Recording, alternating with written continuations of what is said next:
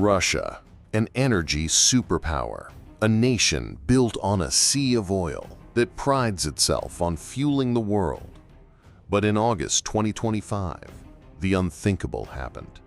The heart of its economy began to seize. The pumps ran dry. Across 11 time zones, from the summer resorts of the Black Sea to the remote ports of the Far East, a crisis was unfolding. Prices skyrocketed. Rationing was imposed, and ordinary Russians were left stranded, asking one simple question: how could this happen? The answer wasn't a market crash or a simple logistical hiccup. It was a calculated, devastating blow in a new kind of war. This is the story of how Ukraine brought the war home to Russia, targeting the very lifeblood of Putin's war machine. Throughout August 2025, Ukraine unleashed a new phase of its military strategy. This wasn't about sporadic attacks, it was a systematic, relentless air campaign designed with surgical precision. The targets? Russia's oil refineries. The strategy was brilliant. Ukrainian drones targeted a vital arc of refineries in Russia's southwest. This corridor is the heart of Russia's domestic fuel supply, serving its most populated regions, its agricultural heartland, and the main routes for summer holiday travel. The damage was catastrophic. The Ryazan refinery, a Rosneft giant, was forced to halt half its capacity. The Novokuyabeshevsk refinery shut down completely. One by one, key facilities were hit, taking an estimated 17% of Russia's entire refining capacity offline. And these weren't just random hits. Ukrainian drones targeted the most complex and difficult-to-replace components, like distillation columns, the very heart of the refining process. The message was clear. This wasn't a temporary disruption. This was industrial decapitation. But Ukraine's drones were just the catalyst. They struck a system that was already rotten from the inside. Russia's fuel market was a crisis waiting to happen. First, there's Russia's geography. The country is vast, and its logistics are a nightmare. Fuel trains were delayed for weeks, and trucks were stuck in traffic for hours. A strike in Samara created an immediate shortage 6,000 kilometers away in Vladivostok. Second, the timing was a perfect storm. The attacks hit in August, the absolute peak of seasonal demand, with farmers needing fuel for the harvest and millions of Russians on the road for summer holidays. And third, the Kremlin's own policies made things worse. Sky-high interest rates of 20% made it impossible for gas stations to afford stockpiling fuel, leaving no buffer for a crisis. And Western sanctions meant that repairing the complex, damaged refineries would take months, not weeks, due to a lack of spare parts and technology.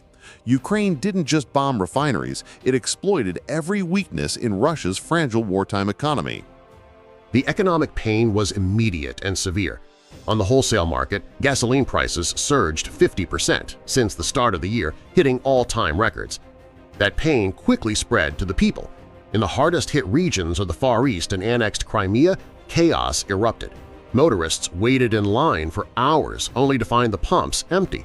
Local authorities began rationing fuel with coupons. On the black market, desperate drivers were selling gasoline for over $10 a gallon. This wasn't just an inconvenience, it was a systemic shock.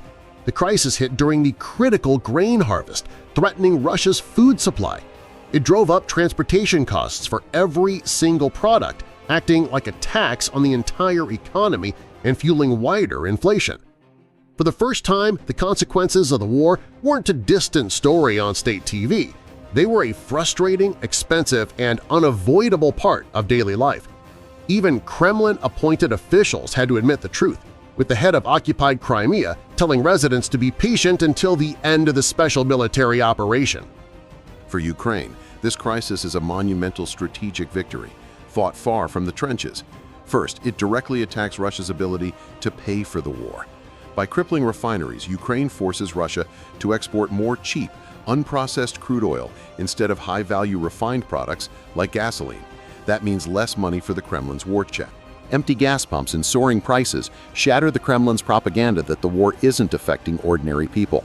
It brings the conflict home in a way battlefield casualties, which can be censored or glorified, never could.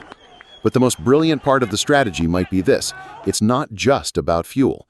The Russian military's tanks and trucks primarily run on diesel, which Russia still has in surplus. The real prize for Ukraine is forcing a massive reallocation of Russia's military resources. To protect its remaining refineries, the Kremlin has to pull its most advanced and scarce air defense systems away from the front lines. Every missile battery moved to defend a refinery in Samara is one less battery protecting a command post in Donetsk. Ukraine is trading cheap drones for Russia's most valuable military assets. Faced with a full-blown crisis, the Kremlin's response has been weak and ineffective. Their main tool was to ban gasoline exports, but an export ban only works if you're actually producing enough fuel in the first place. Russia's problem wasn't that it was selling too much abroad, it was that it physically couldn't make enough for itself. So they turned to their favorite tool, propaganda. Officials blamed the crisis on anything but the real cause. They cited a seasonal rise in demand, roadworks, and unscheduled repairs, deliberately ignoring the massive smoking holes in their refineries. This only made the government look incompetent, as no one believed that roadworks could cause a nationwide fuel crisis. They've tapped state reserves and discussed importing fuel from Belarus, but these are tiny bandages on a gaping wound. The Kremlin is now trapped, facing only bad options: let prices explode and anger the public, or impose nationwide rationing, a humiliating admission of failure for a supposed energy superpower. The August 2025 fuel crisis will be remembered as a turning point in the Russo-Ukrainian War. It marks the moment Ukraine proved it could wage a sophisticated war of economic attrition, striking deep into Russian territory and imposing direct, sustained costs on the home front. The outlook for Russia is bleak. With Western sanctions blocking access to technology, repairs will be slow and expensive. Meanwhile, Ukraine has shown it has the capability and the will to continue its campaign. The pressure at the pump has become a new front line in this conflict. For millions of Russians, the war is no longer a distant conflict on their television screens. It's the empty fuel tank in their car, the rising prices in their wallets, and the growing fear that the stability they were promised is nothing but a mirage. What do you think will be the long-term consequences of this new strategy? Let us know in the comments below. If you found this analysis informative, please like this video and subscribe to our channel for more in-depth reports on global events. Thanks for watching.